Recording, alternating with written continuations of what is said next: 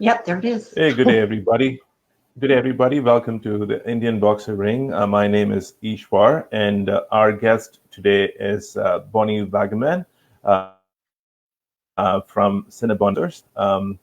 And we're proud and happy to welcome Bonnie to be our guest for the interview today. Just a bit of background before we proceed. Bonnie Wagaman, you all might know that she's the brains behind the wonderful Wilma, but she's also got some credentials that I want to talk about briefly before we move on to the interview. Bonnie is the president of the Boxer Club of Southern California. She has been a professional breeder for the last 12 years. She is a member of the American Boxer Club since 2012. She is of merit recognized by the American Boxer Club since 2014. And she's also been recognized by the American Boxer Club for being the kennel producing the most champions in the year 2009. And she's also in the list of mentors recognized by the American Boxer Club. Now, Bonnie's interest does not just stop there. She's also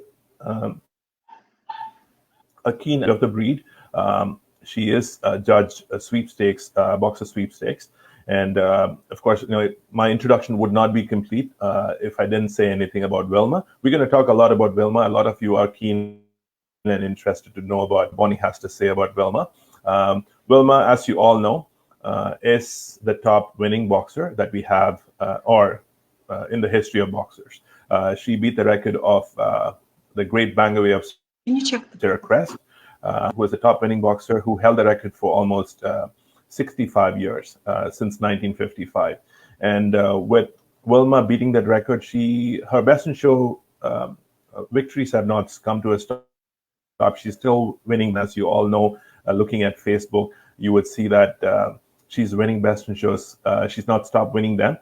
Her current count is 125. Maybe by the time this interview airs, I don't know if there's a show today. Maybe she will get 6 and 127 today. It's possible. Now, Wilma is a grand champion or platinum champion, CinniBon's Bedrock Bombshell, and it is co-owned with Cheryl Robbins and Keith Robbins. And it's also owned by co-owners Deborah K. Wood, and most recently it is the co-owner that is added to this list is Dave. Wilma is handled exclusively by Michael Shepard and is ably assisted by Dottie James. Well, I think you've heard enough from me, and I'm sure you're keen and interested to hear from the Bonnie. How are you doing? Good, thank you. Very excited, thank you. Wonderful, Bonnie, and thanks again for making the time to actually join us for this interview. I know it's early in the morning. It might be late in India or for the rest of the world, but I know it's really, really early in the morning for you. I think it's 7 a.m., is it not? Yes. It is. Okay, wonderful. All right. So for those that are tuning in, I know you're excited and you have a lot of questions for Bonnie. So please place your comments, and I will actually make sure that I have these questions. I post these questions to Bonnie. Would be more than happy to answer those questions. Bonnie, just like for the benefit of the viewers, I want to actually ask you some basic questions before we go on to the breed-specific questions and about Wilma as well. So my question to you is, could you share with our viewers on how you got started with boxers? And does the name CinniBon have anything to do with cinnamon? So I got started in boxers. My husband actually grew up with boxers. His parents had a kennel in Iowa. And when we got married, he always talked about wanting to get a boxer for the kids. He said, there's just nothing like that breed. And so I was at a horse event with my daughter up in San Francisco at Cow Palace, and I stopped in to see my brother, who just coincidentally had a litter of puppies, boxer puppies, that were about 6 or 7 weeks old.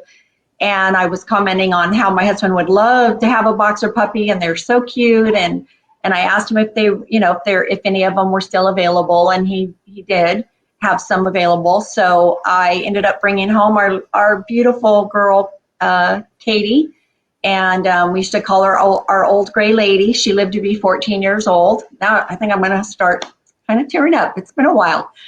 And she just brought such love and happiness to the family. And, we're a very, close family and nurturing family. And I just, like most, families, thought it would be nice to have a litter of puppies. So we had a litter of puppies, and we kept our girl Cindy out of her. And then me always wanting to take that next level, I thought, well, gosh, it would be nice to start showing dogs. That would be kind of fun and exciting, and something that I could do with my kids. And so I kept a litter out of her, thinking I was going to raise one up for show, because Cindy wasn't cropped or anything like that. And of course, I met, so when I told my husband I wanted to do it professionally, it was like, you need to do your research. And I met BJ Nunn, who was very kind to take me to some, because I realized I needed a different boxer if I was going to show. And at the time, I didn't realize showing and breeding go hand in hand. So she introduced me to, several different people, and there I am. And as for CinniBon, okay, wonderful. My friend Debbie will tell you that the reason I picked CinniBon, because they sound sweet and gooey and tempting, she says, to cover up for their naughty. But that's not why I chose it, although it's true. It was kind of a twofold thing. I used to talk about the fawns and brindles being my little cinnamons and my cinnamon swirls. And so then the brain started kind of getting together, and, of course, cinnamon, you think of CinniBon rolls.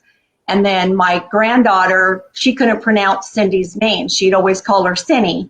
So I thought, well, there you go, Cinny, and then Bon for Bonnie. So it kind of was just a combination of different thoughts, but it ultimately ended up being based on Cindy, who was going to be what I thought was going to be my foundation. So CinniBon, so that's it. That's how that name started. All right. We all need sugar, and there you go. That's how that name. And they are naughty, so everybody. Now, a sweet start to boxers, and you know what? We're so glad that you decided to turn professional, and your success in having bred, produce so many notable dogs is indeed a boon to the breed. So thank you for that. Now, Bonnie, I want to actually move on to the next question. Now, you have managed to achieve, I would say, I know you might not agree when I make a statement, a great success, but that's what it is. Did you have any mentors when you started with the breed? And because they're extremely important, and they actually help you accelerate the learning curve. Now, if you had a mentor, who influenced you the most, and why is that? Now, the second part of my question is, would you like to share with up-and-coming breeders and fanciers, since you're recognized as a mentor yourself? Wow, that's a great question. I was very, very fortunate to have some wonderful mentors, and I really think if you don't have one, find one. My first two mentors would be my friend Jennifer Tellier from Telstar Boxers. That's who I got my foundation from, and her dear friend, who was her mentor, Zona Groupie from Glenroe Boxers. But along the way, I have to say, that I've been really fortunate. I feel anybody that provides me with tidbits that I can take and use are all mentors in one way or another. May not be as significant as Jennifer was in helping me get started. And so I think that the advice I would say is, this is where I'm going to probably take up the most time, is, first, always be a student, always be looking to learn and listen and educate yourself. And I'd have to say that it started with my husband first. When I told him I wanted to become a professional breeder, his advice to me was, you know, if you're in for a penny, in for a pound. I needed to make a plan, and it had to be flexible, but, you know, basically set goals, and, you know, don't do it half-heartedly. That this basically, it's a business. Once you exchange money, whether you're buying a puppy, buying a foundation, offering a stud service, you know, placing a show puppy, or even one to a family companion, you know, you've dabbled into the world of business. And so every decision that you make, it has to be based on, you know, logical. It's not that you can't have emotion. I mean, you can't have puppies and not have a lot of emotion. But I needed to make decisions that were logical to build a breeding program. Then, of course, there was like I said, my mentor, Jennifer, that, you know, helped me find my foundation. And her first advice was, when I met her, when BJ introduced me to her, was, you know, she asked me, what kind of show puppy do you want? I said, well, I just want a good one, you know. And she's asking me, do you want a boy? Do you want a girl? And I'm like, you know, it doesn't matter, just, you know, something nice I could show. And my first nugget that I got was, find a beautiful foundation bitch, because if you get a boy, when he's finished, he's going to sit on your couch and you're going to wait for the phone to ring, and nobody knows who you are, so that phone is not going to ring. But if you have a bitch, once you get through your contractual obligation, she says you hold the cards, and you have this beautiful canvas that you can paint the ideal boxer, and it's yours to design and create. And so, so from there, I got my beautiful Kelly from her, who has been my first dam of merit. And then there was Diego. And this one's kind of a twofold thing. You know, don't ever be afraid to ask, because the worst somebody can tell you is no. When I had my very firstborn litter, I had a lovely bitch named Crystal. She was Telstars All That Glitters at CinniBon. She was a 2-time top 20 contender. And she was a beautiful puppy. And I asked my friends and mentor, like, who should I use? I want to go to the nationals. I want to have a really good handler, you know, because I think she's deserving. And again, in for a penny, in for a pound. And so everybody was throwing names out, and I had contacted a couple of handlers, and I don't remember if it was Bonnie or Jennifer or both that said, well, you know, there's always Diego, but, you know, he doesn't know you, you know, don't be disappointed if he says no. So me being me, I thought, well, all I can do is ask, and he can say no. So I sent him an email, because back then we didn't really have Messenger and all that yet. I mean, it was getting started, but not to the extent it is now. And I told him I had this really pretty bitch. I'd love for him to show her. Did he have availability? And he said, you know, send me some pictures. That was the first thing he said, send me pictures. He didn't say no. He didn't turn it off, you know, out of hand. And so I sent him pictures, and he goes, yeah, I like her, you know, send me more pictures in another week, because this was back in January. And so a month later, I sent him more pictures, and he says, yep. He says, I'm going to do it. Wow. You know, and so it was probably the most stressful, because I was sitting on the plane going, oh my gosh, Bonnie, what have I done? What if he sees her and goes, oh my God, I can't show that dog. She's not the same puppy I saw in the pictures. And of course, I was just all in a panic. And of course, once he got his hands on her, he loved her. Believed in her, and I mean, he just did amazing things. And, you know, being my first national, which was really exciting, was one thing, but by the time she ended up winning best puppy in futurity, and then reserve winner's bitch at the national from the 6 to 9 class. And I just remember, by the time she got to best puppy, or maybe in the classes, the room would get quiet. Well, in some ways you could hear it buzzing, like people were just coming in from the doorways and hallways, like, you know, you got to see this puppy. And I mean, it was just, it was mind boggling. And, but there I got, so don't ever be afraid to ask. And then my nugget from Diego was when the nationals were over and I told him that I was going to try and show her myself. I wanted to try and be an owner handler. And his advice to me was, you know, she's a beautiful bitch to start with, and always remember, only show good dogs in the ring. Don't show bad dogs or mediocre dogs. And even though he was talking about handling, I've taken that advice across the board with every decision I make. Don't keep a mediocre dog. Don't sell a mediocre dog for show. You know, those are pets. Pets are pets. And so don't breed to a mediocre dog. So that advice was not just for me about showing a dog in the ring, but it was added to my philosophy in my breeding program. Then, and I know we're going to kind of touch on this question too, Dan Buchwald gave me a nugget that has made my decisions when I breed so much easier and simplified, because I used to get really, you know, narrowed, you know, just really get studying all these different dogs and having difficulty trying to decide which one to breed to, because this one had a fault and that one had a fault. And let's be honest, they all have faults. And so we were at Boxer U, and he and Tim Hutchins were doing the Boxer U, and it was about breed type that year.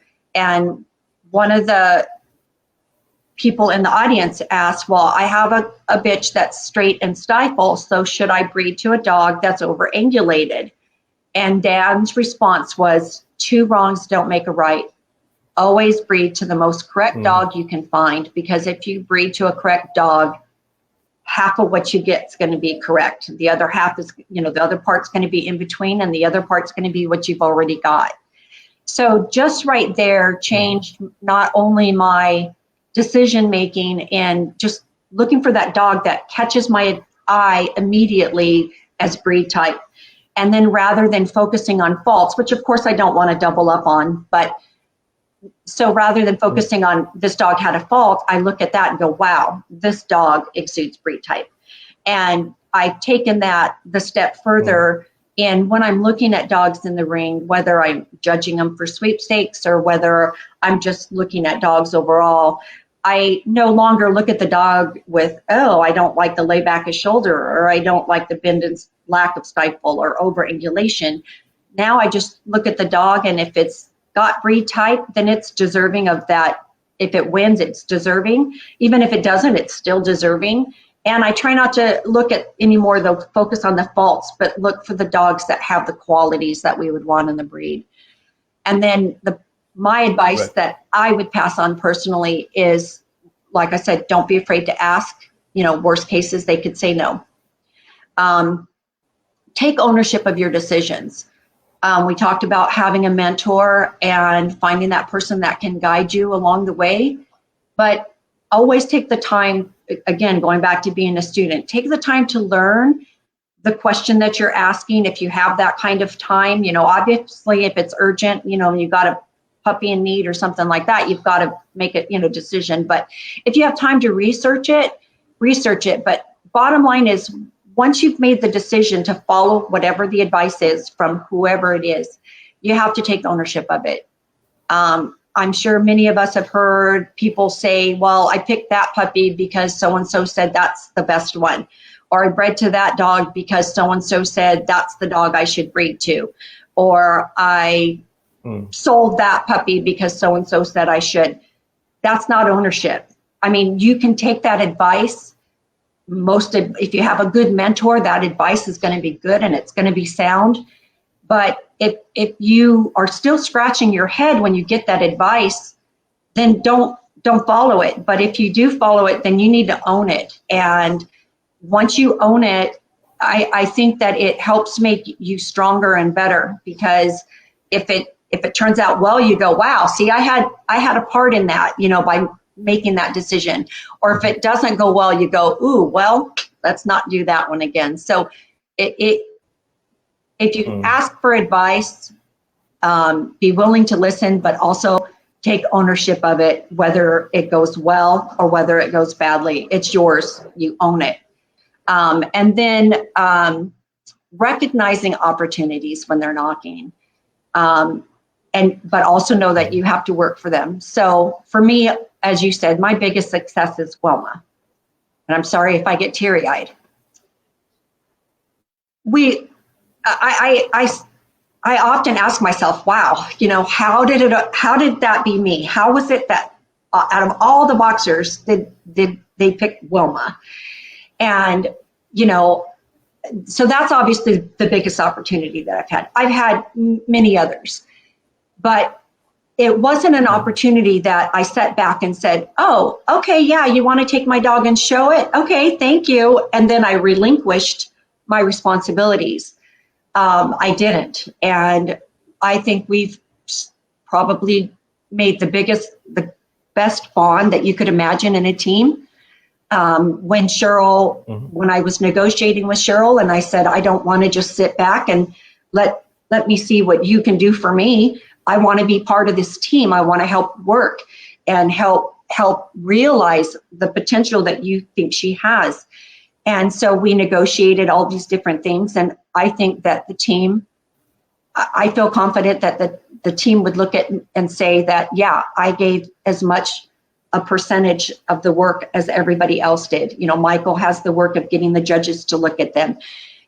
Keith and Cheryl made sure that Michael was taken care of. And then Debbie and I made sure that Michael had the other tools that he needed with advertising and entries and things like that. And we've all played such a big role in where she's gotten. And, can I say that she wouldn't have gotten there without me? Yeah, she probably could have. But I can say with a surety that I feel that I didn't just let an opportunity just take advantage of an opportunity. I worked to make sure that the most potential could be realized. And so be willing to recognize those small, those opportunities as they come knocking, but know that most of the time, it's like a seed. If you don't do something to help that grow and be willing to work to see the opportunity that you can do something, but it's going to take work too. So be willing to really help those opportunities flourish. Wonderful. I'm gonna take a nugget of from you. As if you have a question, don't be afraid to ask. Well, I was going to ask the questions anyways, but for those viewers that are watching this interview, if they had a question, please do not be afraid to ask. Yes. Like I stated in the introduction, please put your question in the comments, and I will make sure that I will post that question to Bonnie with this interview. Bonnie, that was an excellent answer. Thank you so much for that. Very, very information about mentoring. What I want to move on next is onto the breeding principles. Now, you in a very short time, I know you touched on it briefly about the selection of the selection of the dog, go to the best you want, don't double up on the faults. But I want to talk more about breeding principles. And this is more for the benefit of those fanciers, the newcomers that are tuned in and watching this breed. There's a lot of people all over the world that are watching this interview as we speak right now. So my next question to you is going to be about the breeding principles. I know we all have read it in the books about inbreeding, line breeding, and outcrossing. What would be your recommended approach for a newcomer? Wow, so interesting. Like I said, when I was telling you about always being a student, once I got through my contractual obligations with Jennifer, because it's great when you have a mentor that says, helps you say, this is the dog that we're going to breed to, and we're going to have these beautiful puppies. And like I said, I did with my beautiful Crystal. I started reading about the breeding philosophies, and one of them, I think it was from Bagtaglia. He was talking about, the family of your pedigree, and he was talking about inbreeding, line breeding, and outcrossing. And he had such a good, clear definition of the differences. And he actually wrote when you should do your inbreeding, when you want to line breed, and at what cases you should do outcrossing. It was a great article. I saved it. I've had it for 12 years basically. And as a newcomer, hopefully hopefully the bitch that you're getting ready to breed, if you're a newcomer, is probably one that you co-own with your hopefully friend and mentor. I'm sure, like Jennifer, most people that place their puppies in a first-time show home are always there to help that person along with a lot of their decisions, including the breeding one. So definitely listen to your mentor and what they have to say on what's good to breed to. But I wouldn't recommend an inbreeding for a newcomer, only because you can set your type quickly. You can definitely improve upon your pedigree if you've got a mediocre pedigree, going back to if it was bred to a champion, going back to that champion, you can immediately make your pedigree better and things like that. But with inbreeding, of course, there's other concerns that you could definitely set your type, but is it good type? Is it bad type? Is it got health issues? So those would be my concerns, that as a newcomer, inbreeding could be just as detrimental as it is helpful.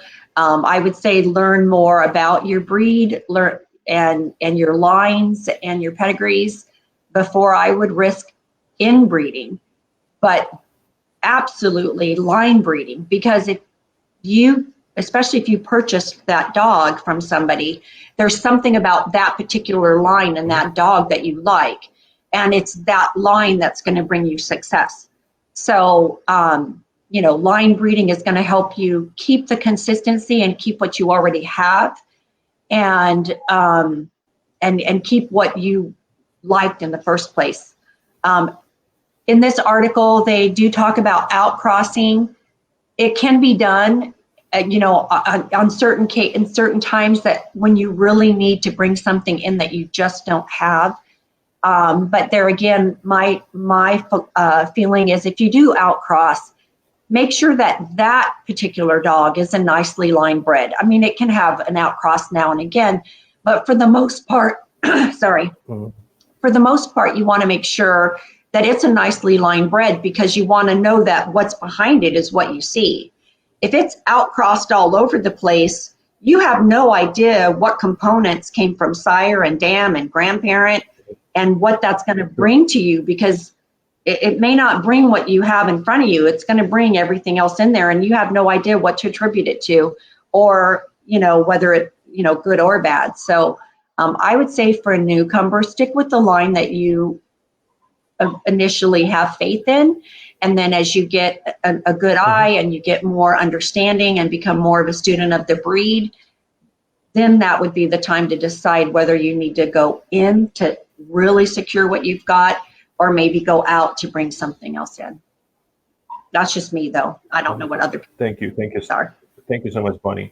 And I'm curious to know which article, and I would definitely love to read that article. So if you could actually share the article on the interview at your convenience, and that will be beneficial for people that are tuned in. Okay. I think, as you know, Indian boxing is a breed discussion. Yeah, I'll try and find it, because it is a great article, and that was one of the first articles that I clung to. Wonderful. Yeah. So as I was saying, doing is a breed discussion forum. There's a lot of great conversations happening about the breed, and I think knowledge. We can always gain from knowledge, and this article, from the sounds of it, seems to be a really interesting one. I want to actually move on to a question, Bonnie, and this is about the litters. How do you research your litters? There is a term called as inbreeding coefficient associated with line breeding. Which is about the probability of which is a probability of success when it comes to breeding, on how much you can how much is the probability of line breeding. What is your take on it? How do you research your litters? Do you buy midnight oil planning for litters? Is it like buying a car? Is it like buying a car decision? Oh yeah, you're definitely buying a car. A very expensive. So first off, there's a great site. It's even though it's a pedigree site, I think it's a Boxer Pedigree Archive, and it gives breeders opportunities to upload their pedigrees. And of course, once they tap into a pedigree that's there, it'll self-populate. And you can do test mating. So if you want to see what it looks like on paper, you can put in the sire and the dam. But it also has another tool in there when you each name that you pull up. And like when you're doing the test mating, there's a link that tells you coefficiency. So you can click on that link and it'll tell you exactly what the coefficiency is on that breeding. And, and it'll tell you how many of the same grandparents, great grandparents, what their percentage is to that puppy. And then overall, is it, 10%, 3%, 40%, or whatever. So that's a very useful tool. Boxer Pedigree Archive, I think, is the site. And again, I'll provide that link as well. So of course, when I'm researching a litter, I start with, Dan's nugget to me, which was find the most correct dog that you can find. So I start with, hopefully I'm able to see the dog. But in some cases, some dogs are not where as close to home as we would like them. Hopefully, if somebody said you really got to see this dog, he's your cup of tea, I think you'd really like him. Or if it's a co-owned dog and somebody's asking me to look at that dog as a potential sire to their litter, it first needs to grab me as correct and breed type. And then of course I'm going to take a look and see, okay, am I going to be doubling up on a fault? Or, and is it going to bring to me what we're looking for, whether it's lay back a shoulder, a little more angulation, maybe a more exuberant personality, whatever the case is. And then I'm going to look at it on paper. I'm going to look for that coefficiency because I do feel line breeding is the key to success. And especially once you start developing your own line, because all the decisions that you made to get where you're at, whether it's health testing or what dogs you bred to, and you do learn your line. So line breeding is a very effective way to breed. But then I'm going to look at it on paper, and if all of that is well, then I'm going to start nailing down that health testing, and each layer is going to help me start dwindling down and paring that down to one or two sires, and then it might just come down to timing and availability. But that's how that's my recipe. Mm-hmm. Wonderful, thank you. Now I actually, I was looking at your website in prep for this interview, and one of the things that resonated the most with me was actually quite a few things resonated with me about your website. Really well done. And for people who have not been to Bonnie's website, please go in there and take a look. Very well cataloged her journey with boxers. So what you had mentioned was about your focus on health testing.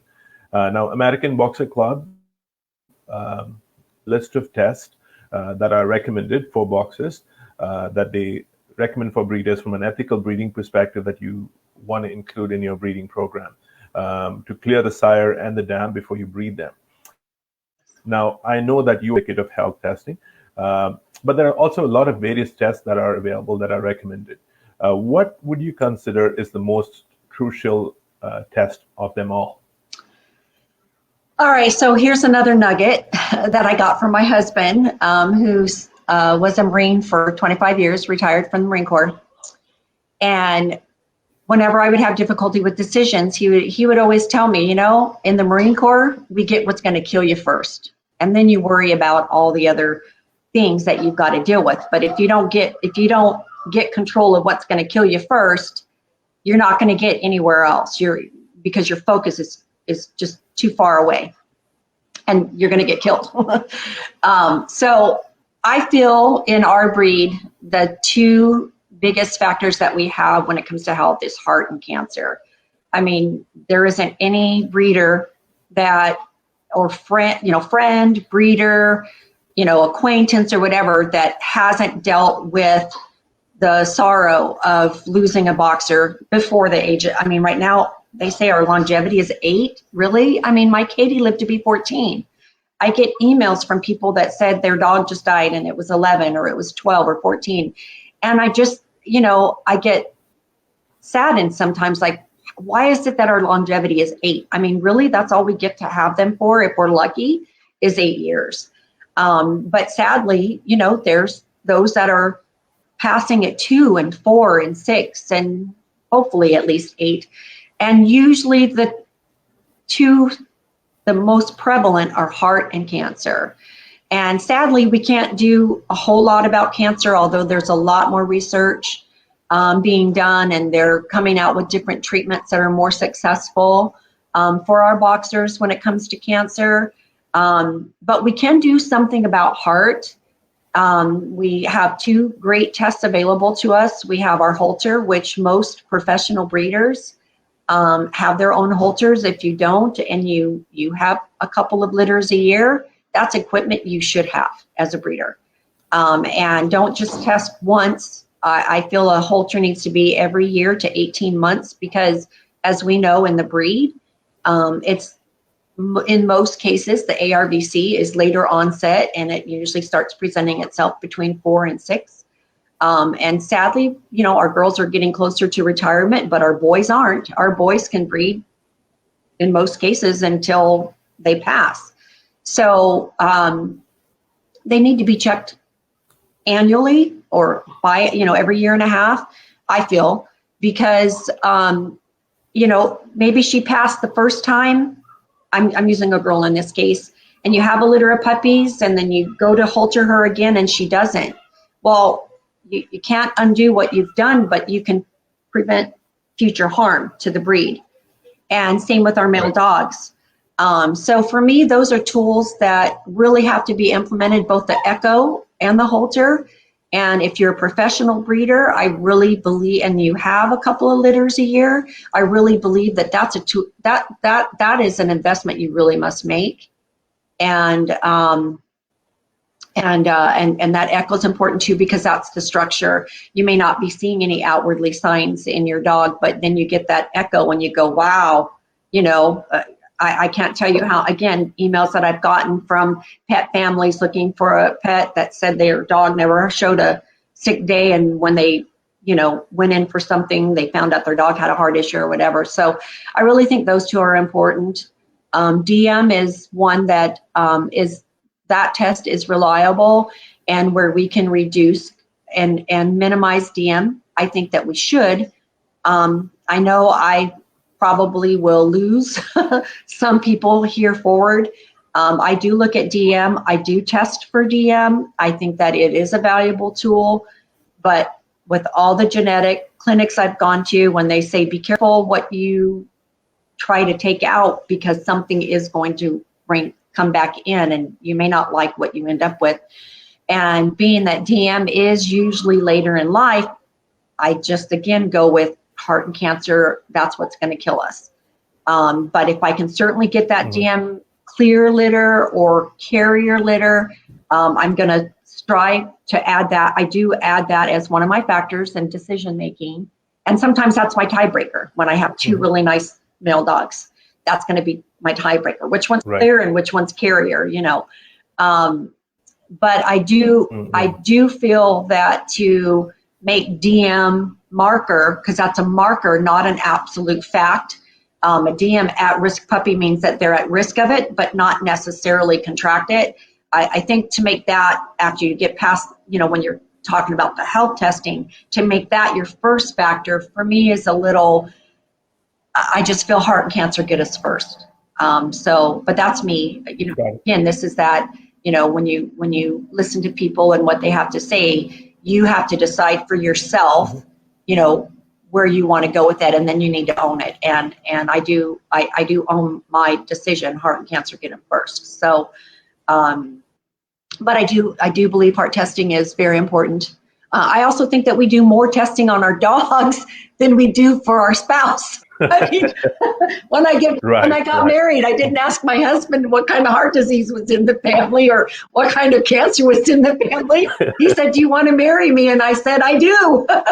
So I do think, and the American Boxer Club does have numerous other ones, hips, eyes, and I do think you can get your dog certified in a lot of things.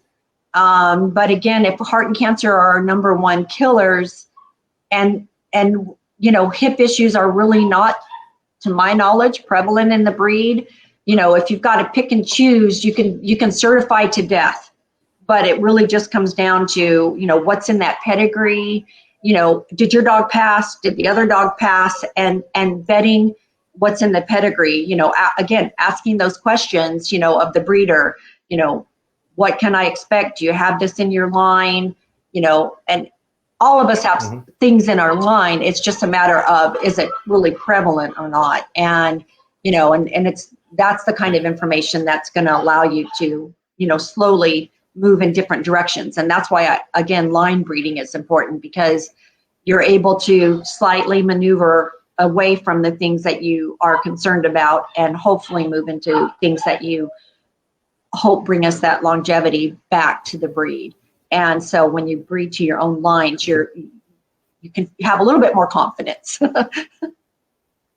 Sure. You have more control about what you have because you know the dogs in your lines. Right? Yes, perfectly said. Yes. Very, very, very said.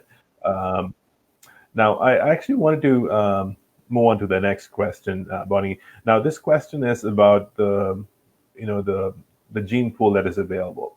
Now, thanks to COVID, again, I'm not going to use COVID as a reason for this, but again, this has been there for the last 30, 35 years. I'm talking about artificial insemination.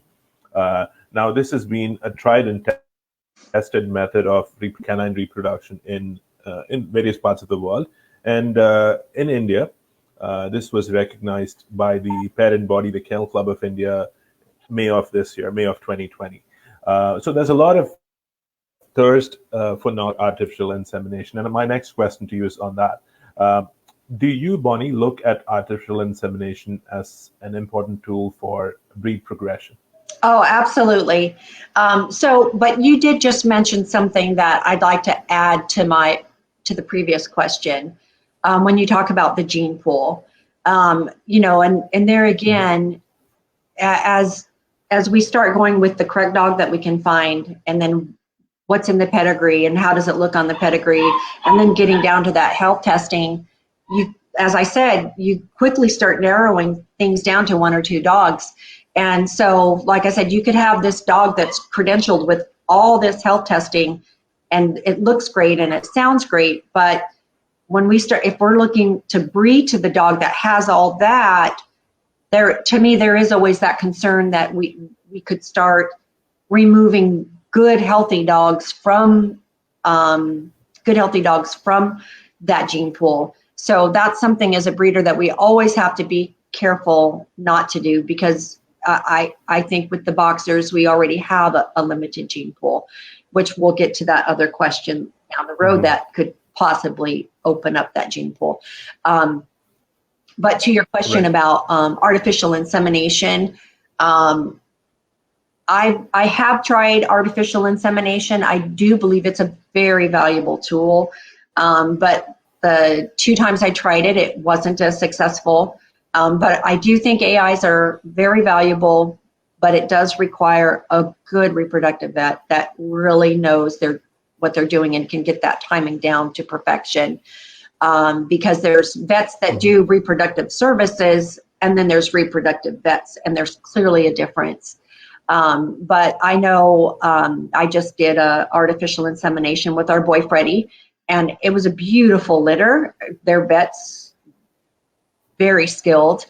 And I think that it does give you that opportunity to have access to dogs that, like I said, sometimes they're not right here in our backyard, and you've got to look at dogs that are in other regions. And now that we can't fly our bitches out there anymore to be bred, because the American Airlines don't allow shipping of boxers unless they can go as unless they are a service dog or a little puppy. And so artificial insemination does give us opportunities to get to some of the pedigrees that we can't necessarily get right here in our backyards. So for those that have really good reproductive vets, that's definitely a way to have access to more dogs. And I that kind of also goes to the step of breeding should never be one should never breed to a dog because it's convenient. The timing worked, and my dog next door, my neighbor had a dog, and she was in season, and I didn't have time to get to health testing, or I didn't have time to vet this other dog, so I can't miss this cycle. I'm just going to go next door and breed my dog. Breeding should never be, the selection of the sire should never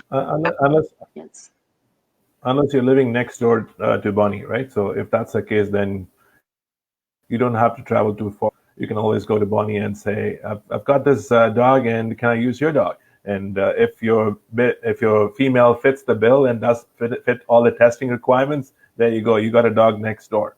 And we are lucky in California. Apart, California's got some great breeders and some nice quality dogs. So and for the most part, I want to say, we try to help each other out, whether it's whelping puppies or helping them, with whatever they need, answer questions and stuff like that. We do try to support one another. And I do feel, it is a family affair in some ways.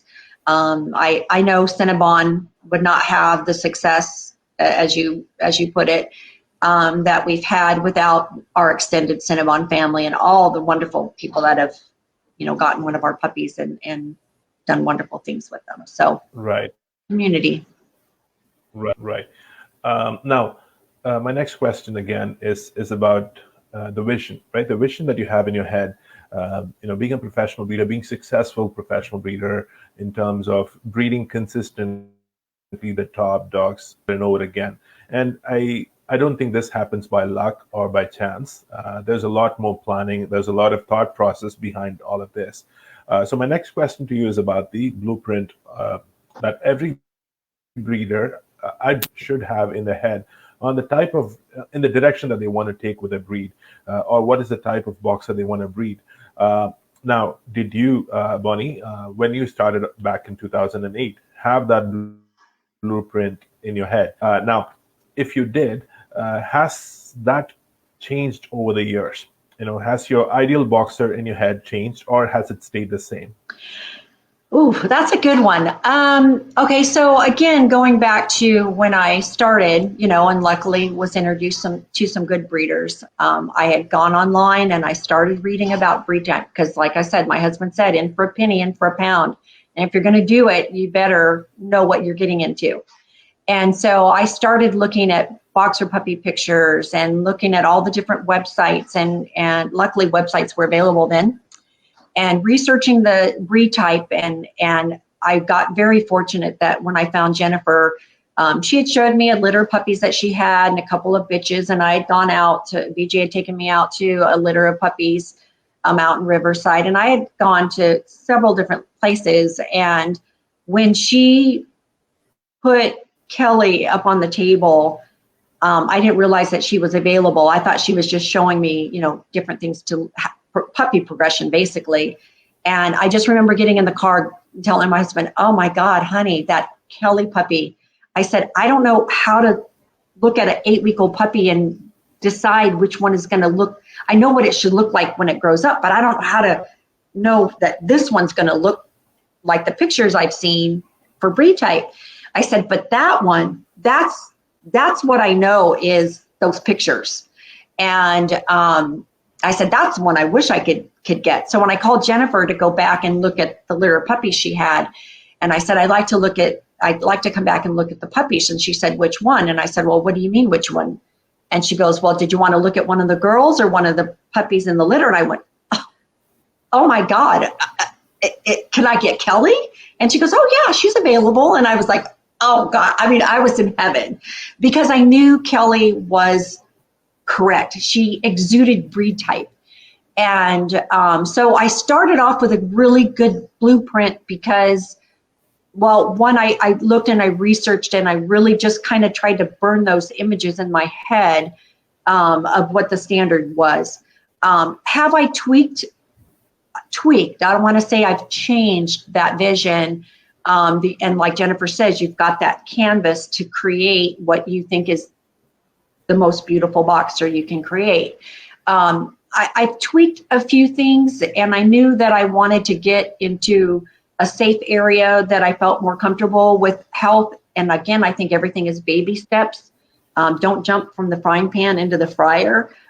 So I tweaked things here and there on what I thought would be a little bit prettier picture, I guess. Although, again, Kelly was lovely. Our very first beautiful bitch was a top 20 contender. So I did have a blueprint, and I do recommend that people have a blueprint. But going back to that nugget about having a plan that has flexibility built in, you have to be willing to tweak things and go, well, you know, my heads aren't as strong as I'd like them to be, or my top lines aren't as strong as I'd like to be, or my temperaments aren't as strong as I'd like them to be.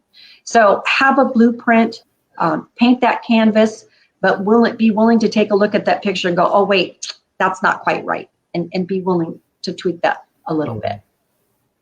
But yes, blueprint. Wonderful. Very true. Thank you. Thank you so much for that.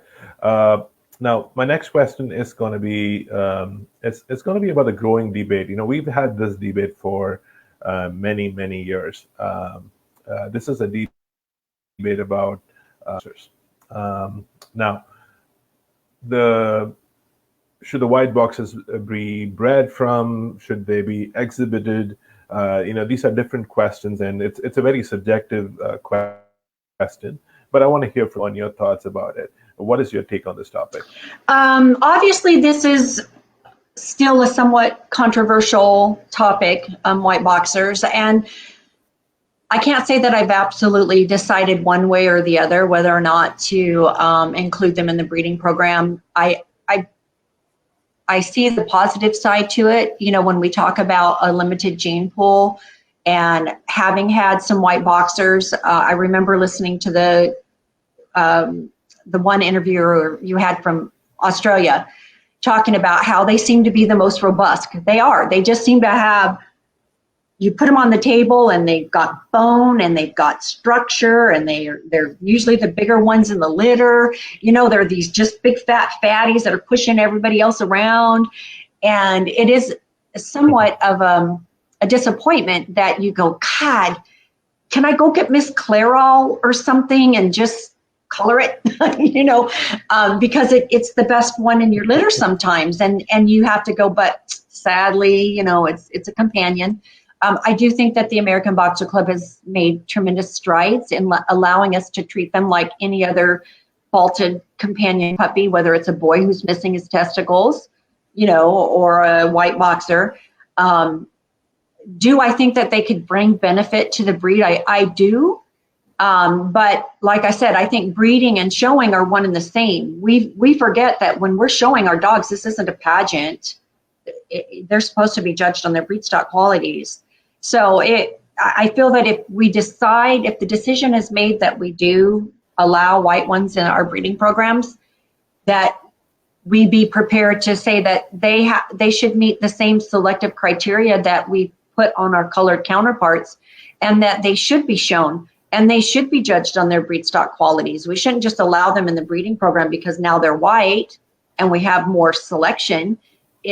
If we breed to nice dogs and champions because supposedly they meet the criteria of breed type, then I feel they should go through the same standards, meet the same standards, and that we have to, like I said, put our color counterparts through. And then I also think that we have to be prepared in knowing that if we think putting a caveat that you have to breed a white one to a classic, giving you a litter of flashy puppies to prevent more white puppies, I think that, you know, people push the envelope all the time. And I don't know how you would enforce such a rule.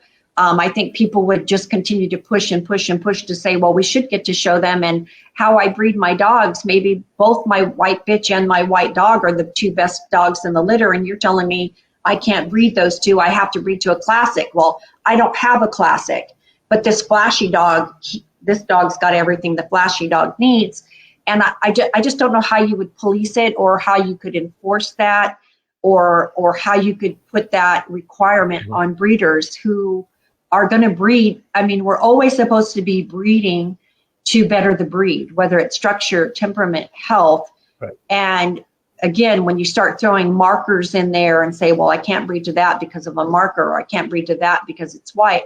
I just don't see how you could get around with just saying, recognizing white as a color and allowing the same principles, breeding decisions, showing decisions as you would a color. It's either allowed or it's not. It's in or it's out. And like I said, I know that's a very controversial topic. I'm sure there are longtime breeders that disagree, and there's others that might be going, yay, you said it. But I am on the fence, because I do have the concerns of, some of the other white breeds having a higher rate of deafness and blindness, and that is going to be a concern. But, there again, are we going to improve hearts and cancer, keeping them in there? So is the means going to justify the end, or however that goes? So I am on the fence, but I do think it needs to be considered. But if it is something that's considered and a decision that's made, it needs to just be, we approve of fawn, brindle, and white, period. Perfect. No, thank you so much. I think you articulated your thoughts really well on this one. Of course, this is a discussion point. It is controversial, but it's a discussion point. We'll have to look at the pros and cons of this approach, and what are the controls that we can put in place to enforce if we allow this. And of course, the question of the gene pool is, we've managed to breed without white boxers for the last 60, 70 odd years. And if we are introducing it, of course, we have to see, what are the benefits that come with it. So yes, it's a topic for maybe an IBR, Indian boxer ring debate about white boxers. Maybe we could actually bring you on the panel for discussion. But thank you for answering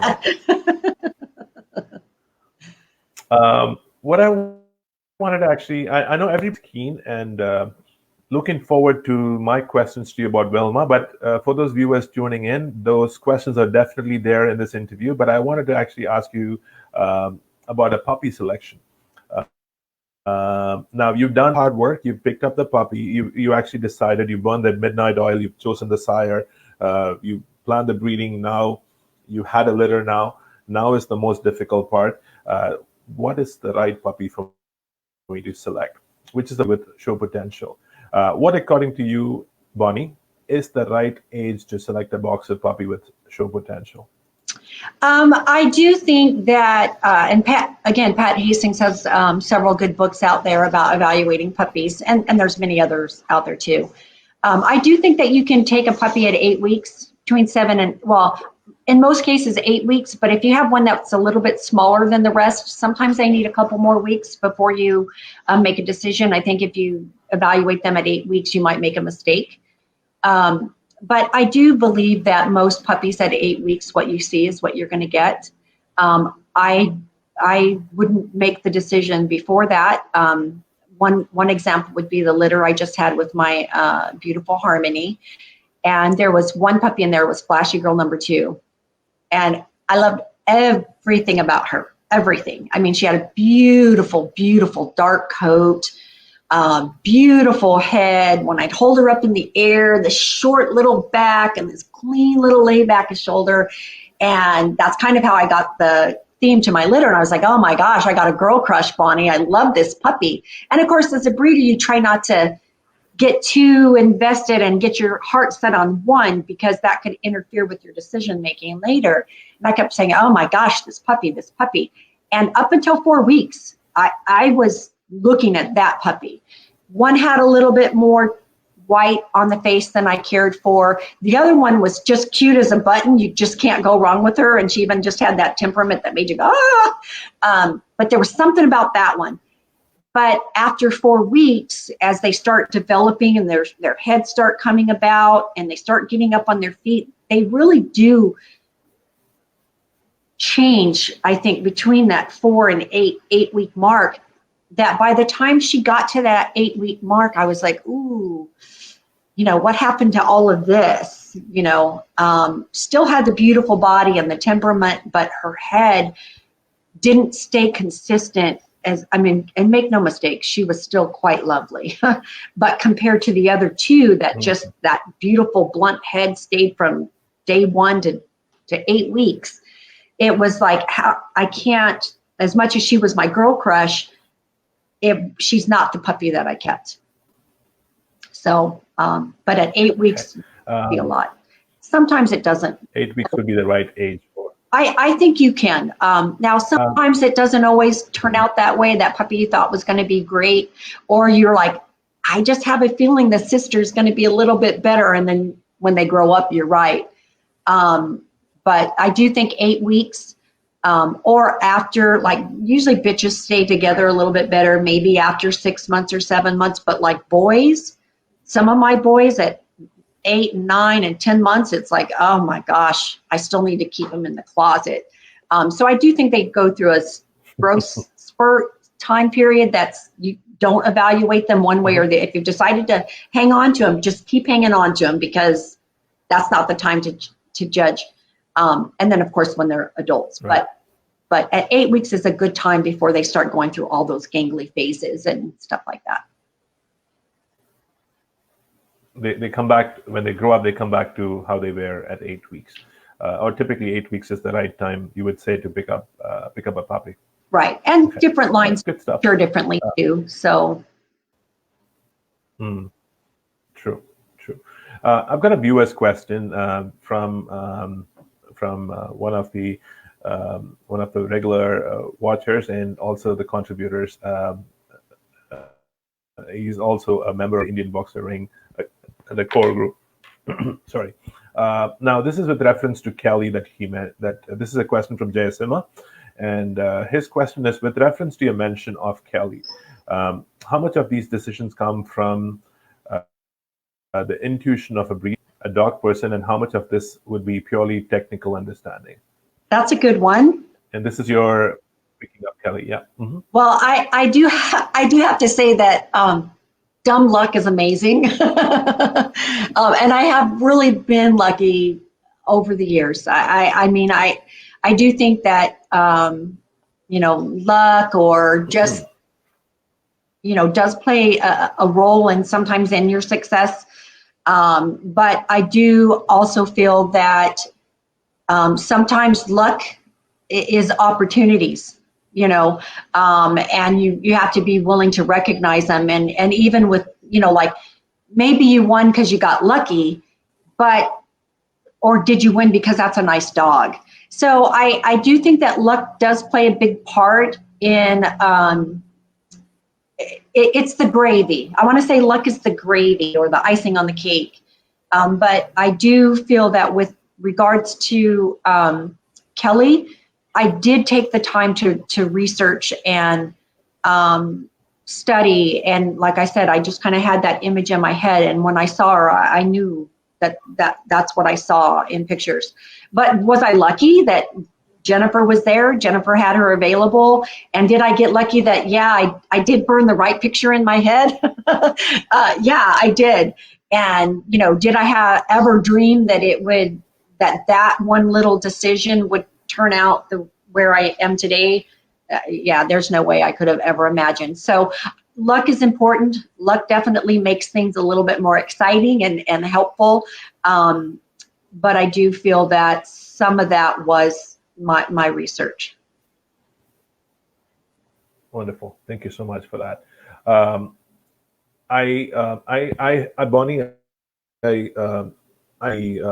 when I started this interview, I kind of had a kind of measure on how long it's going to take, but we almost at an hour. Again, I'm sure it's been really interesting. I do have a lot. I do have a few more questions, and this interview will not be complete if I didn't ask you about Wilma. But before I get into Wilma, just a little bit more anticipation. What is the most challenging part of being a professional breeder? Is this the kennel management? Is this planning the breeding? Is it selecting the hopefuls? Is it placing the puppy with the right owner? Which one would you say is the hardest part of being a professional? Oh, I kind of think they're all. I think they're all a challenge. I would say that you just really have to work at all of them.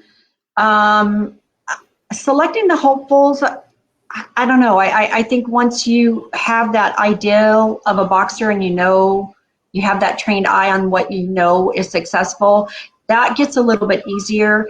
I think the biggest thing is obviously just keeping all your dogs healthy, keeping up with the health testing. That's always a challenge. I do think placing the puppies in the right homes, and I think fostering the relationships. I think for me, out of that, and I know that that's not one of the things on the list, I think the most time-consuming, maybe not challenging, time-consuming thing is managing the relationships. Because like I said, it does take a family and we are a community. So for me, that's where a lot of, I feel my time is spent, is fostering the relationships and trying to give each person, especially if they're part of the CinniBon family, giving each one the time that that they deserve, and being there for them and being excited for them. So I think everything else just, is just something that I love, I guess. So it's just part of my day, managing my kennel. And like I said, with Dan's little nugget, making my decisions for breeding has been, not that a lot of time doesn't go into selecting it, but it's been simplified for me. So I think I would say placing the puppies with the right owners and fostering those relationships. Wonderful. Thank you so much. Now on to wonderful Wilma. Could you talk about how you planned Wilma's? I'm sure, as much as, it's not, a dog like Wilma, and again, I say this because in this interview, in the previous interviews that we've had, we've talked about different styles of dog.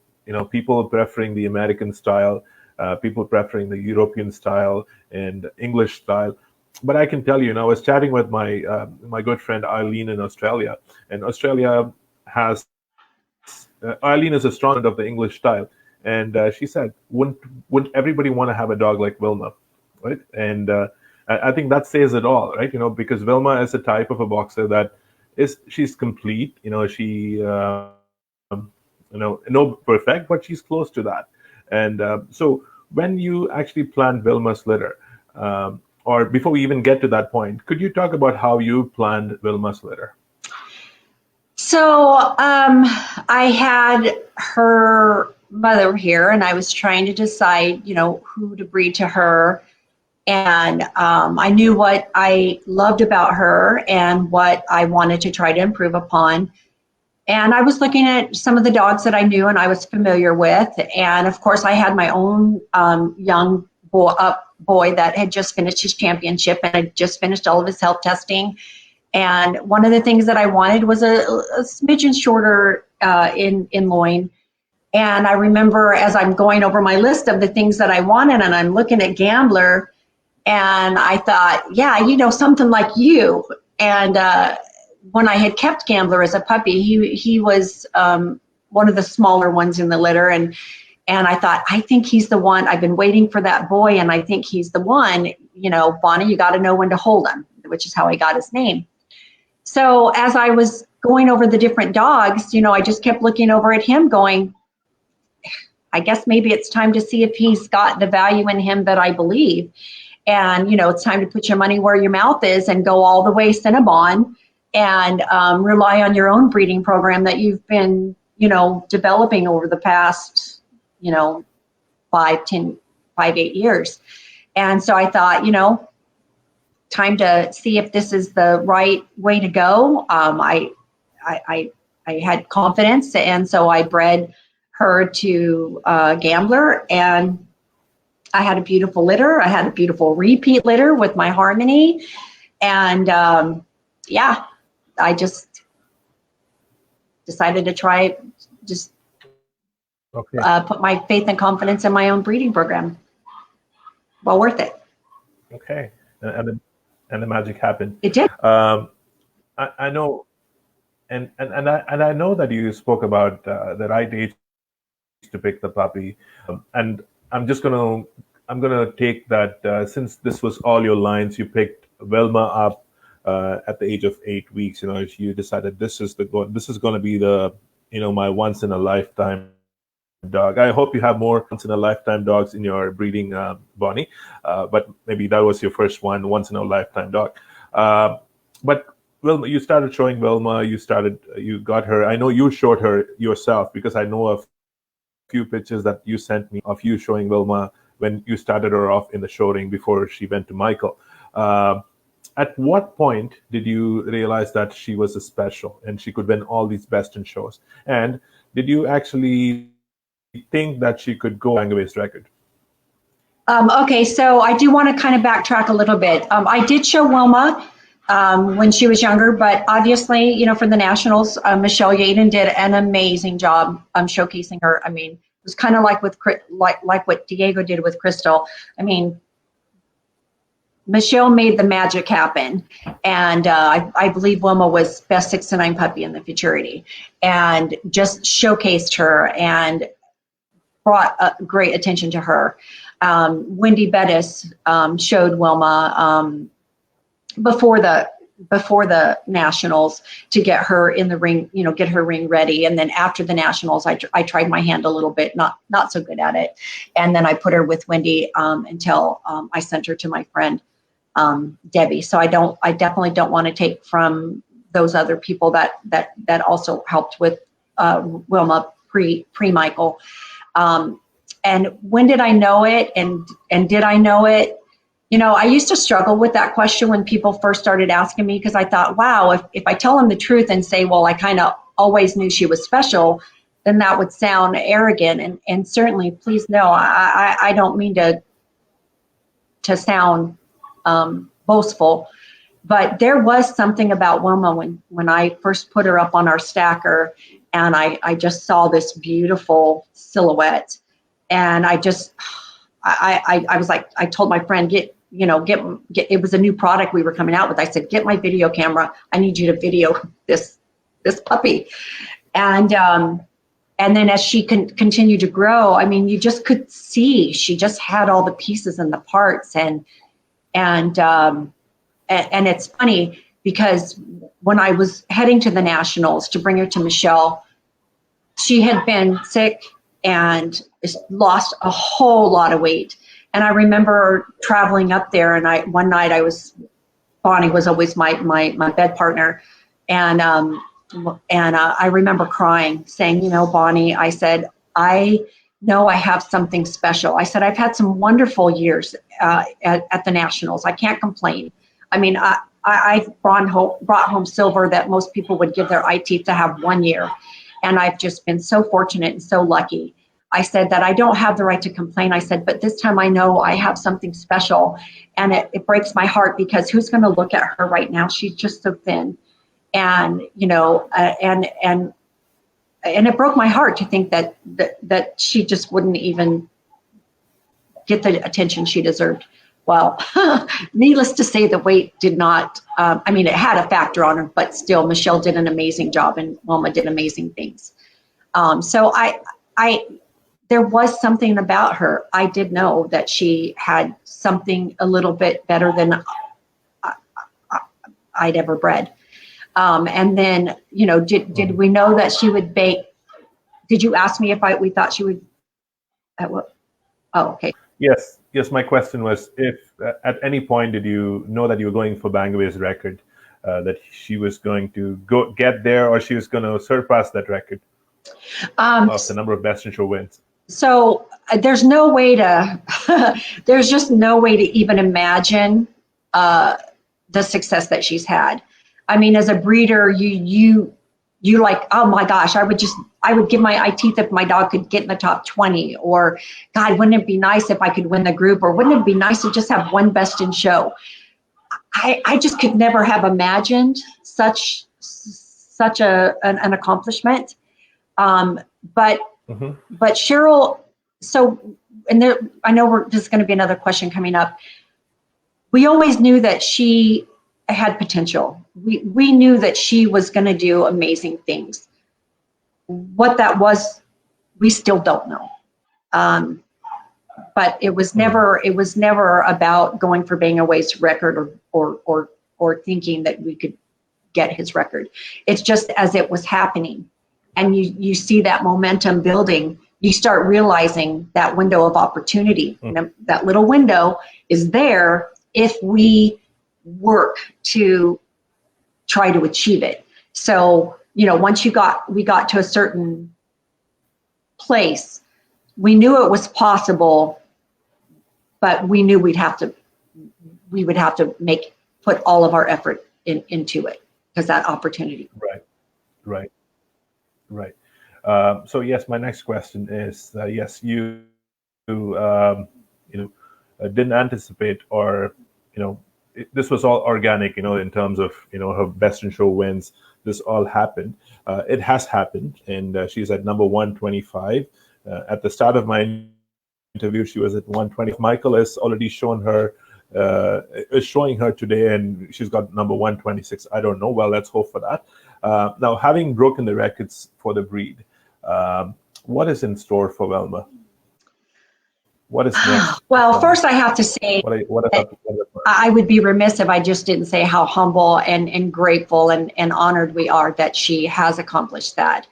And to all the judges that have put her up, to all of our friends and family that have supported us, to all the fans that she's had over the years that have cheered us on and supported us. I mean, first, I just want to say thank you, since I have this opportunity. That's made the journey just so much more joyful. But I remember when each time Wilma would accomplish something, and I would call Cheryl. Sorry.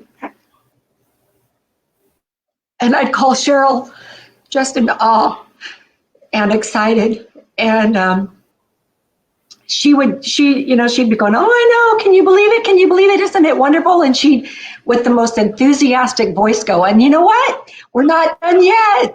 We're not done yet.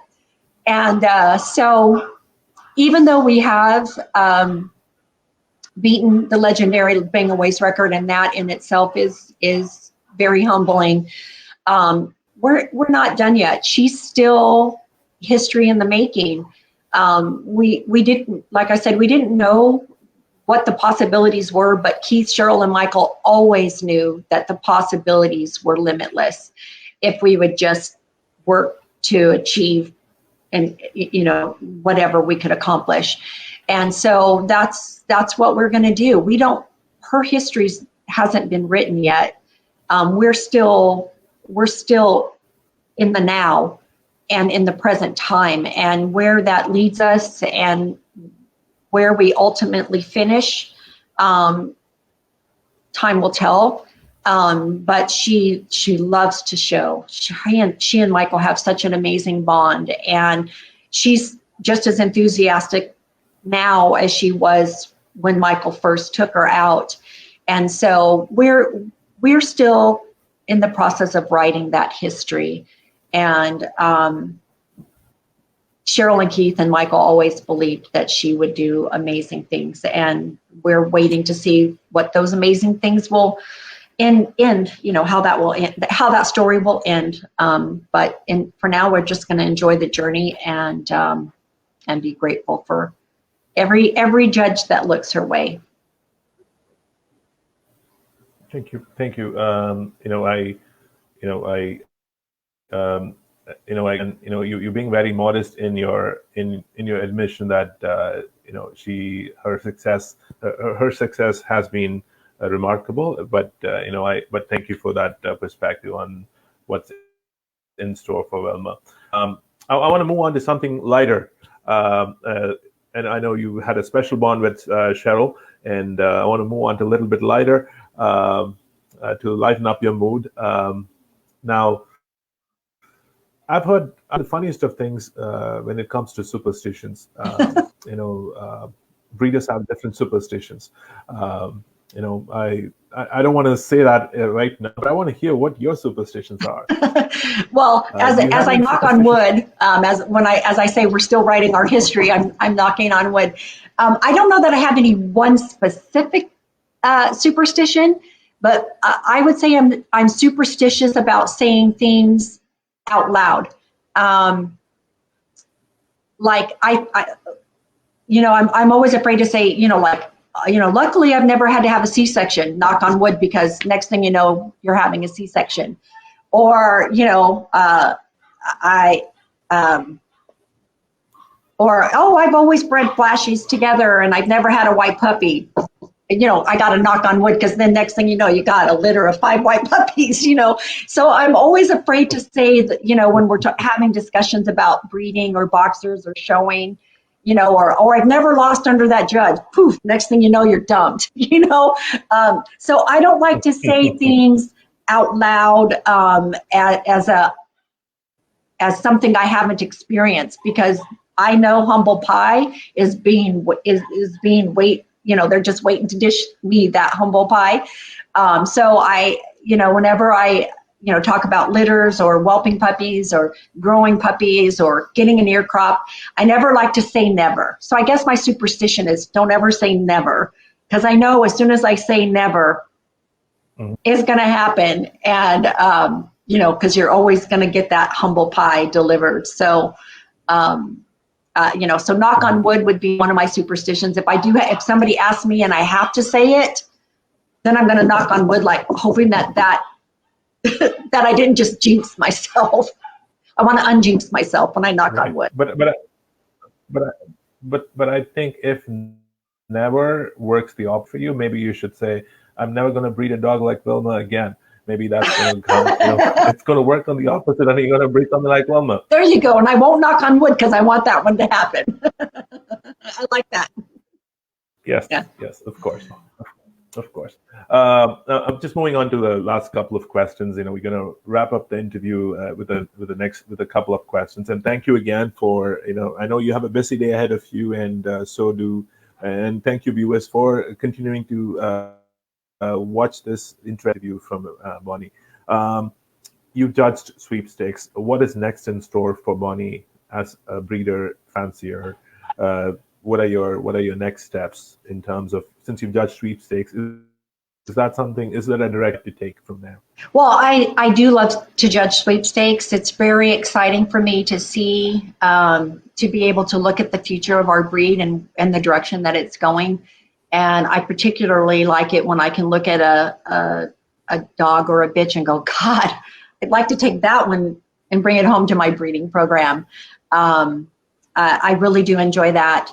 I obviously, I still love being a breeder and watching puppies go from these little bitty mice to these beautiful, show puppies. But I do think that, as I hear about a couple more judges that aren't doing very well, and as we've lost some fabulous judges of the breed,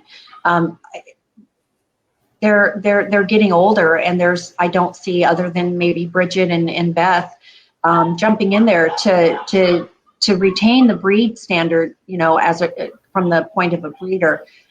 So I'm going to continue to push my friend Jennifer Tellier from Telstar to try and get her judging license, and I think I'm going to put my money where my mouth is and see what it takes to possibly become a breeder judge. I think that people need to start stepping up, or we're going to start losing breeder judges, and people complain about an all breed judge doesn't know breed type. Well, what are we doing to fix it? So we'll see. Wonderful. Okay, I think you would make a wonderful judge, Bonnie, and looking forward to that day, and maybe an opportunity for you to come back another interview with us as a breeder judge. Maybe that day will come not too will come too soon. Will come soon. I got some books. Bonnie, I wanted to actually. I'm sorry, I didn't mean to. I said, and I'll have some big shoes to fill because there's some great breeder judges out there. Mm-hmm. Bonnie, I wanted to actually thank you once again for taking the time amidst your busy schedule to actually give us some time to share your journey with boxers. It was our pleasure, and a lot of information. And I think each of these interviews with the Indian Boxer Ring is like reading a breed. It's an opportunity for us to learn from the breeder and get their thoughts about what are the different aspects of breeding. I also want to take this time to thank my team who's working in the background to make these interviews happen. My team comprises Satish, Sushant, Jasima, and Kadir. And any parting thoughts, Bonnie, before we end this interview? Yeah, there was one question that we didn't get to, and I'll try and make it really, really fast. And that was about whether to pick a puppy based on its virtues or its temperament. And I would just say, just always be looking for that complete package. It needs to have a little bit of everything. I think as a judge, it's kind of a tier-pronged position, but, I think that judges love it when they have that dog that asks for it or nails that free stack when they have the virtues that they have. It makes their decision all that much easier. They can walk, when that dog walks in the ring, that judge sees the virtues and the it does the icing on the cake is it asks for it or it nails a free stack, and it makes that decision easier versus two puppies that have equal virtues. Which one do they pick? But at the same time, as a breeder, when we hear those words, we shouldn't take we shouldn't take those words as that's all that it needs. That's all we need to win in the ring. The dog has to have virtues. It needs to have a nice head because we put an emphasis on it. But does it have to have the best head in the litter? Not necessarily, but it needs to be pleasing and within the standard. And does it need to have a good structure? Yeah, if you want to see it move beautifully in the ring, it has to have the structure in order to do that. And then same with the temperament. Of course, we don't want any temperaments that are a fault.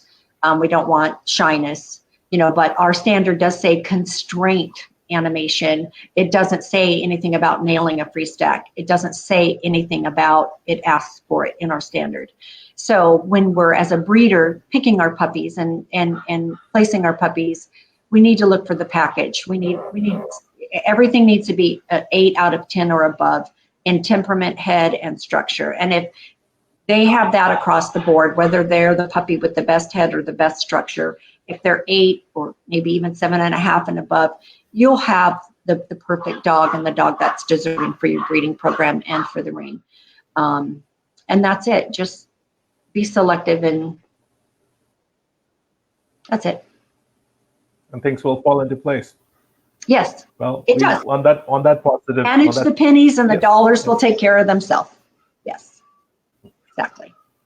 Absolutely. On that positive note, we will end the interview. Thank you, everybody, for tuning in. We do have some interesting guests scheduled for interviews going forward. Thank you again, once again, Bonnie, for your time. Have yourself a wonderful day. Thank you, and thank you for the opportunity. Do I just leave?